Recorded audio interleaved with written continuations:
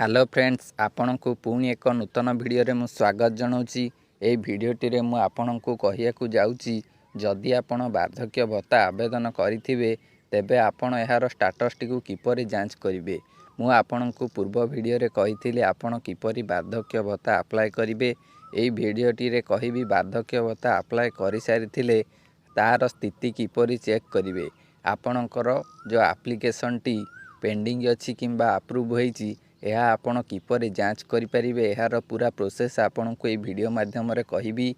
जदि आपण आपणकर एप्लिकेशन चेक करिया को चाहुचंती तेबे आपण वीडियो को आगो को देखंतु एई जो वेबसाइट आपण देखि पारुचंती एई वेबसाइट को आपण को आसिया को पड़िबो।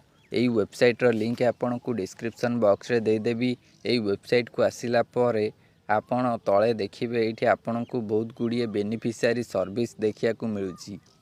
यही बेनिफिशियरी सर्विस तले आपण देखिए गोटे व्यू मोर ऑप्शन मध्य रही। ये व्यू मोर ऑप्शन उपरे क्लिक करदेबे। एठी क्लिक कला परे एठी आपण को तले गोटे ऑप्शन देखिया को मिलुची ट्रैक योर एप्लिकेशन स्टेटस। ए track your application status option उपरे क्लिक करदेबे। एठी क्लिक कला परे एई भली आपण को सामने रे आसी जिवो। एठी जो मझिरे देखंतु लेखा आइची ट्रैक एप्लिकेशन स्टेटस ता तले गोटे सिलेक्ट बॉक्स रही। एठी आपण स्कीम सिलेक्ट करदेबे कहार एप्लिकेशन स्टेटस सिलेक्ट करिया को चाहुचंती। आपण पेंशन योजना रे आवेदन करथिले वार्धक्य भत्ता आपण ई प्रथम social security pension scheme option उपरे क्लिक करदेबे। एठी क्लिक कला परे तळे आपण को देखा जाउछ जो track option A track option उपरे क्लिक करदेबे।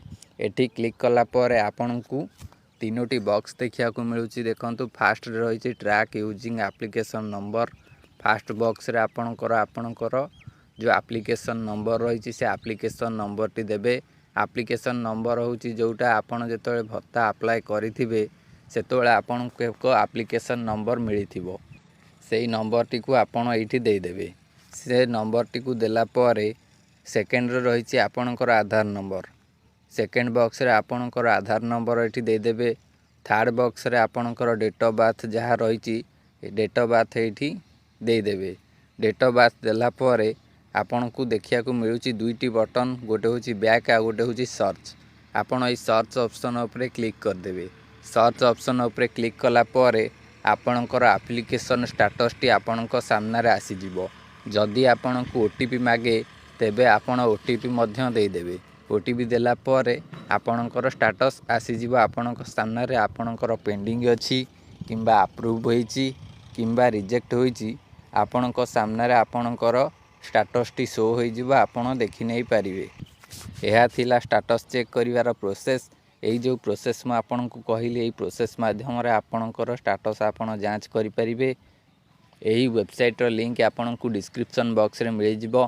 एबे डिस्क्रिप्शन को जाई लिंक उपरे क्लिक करी एही वेबसाइट को आसंतु और आपणकर एप्लिकेशन स्टेटस को जांच करंतु।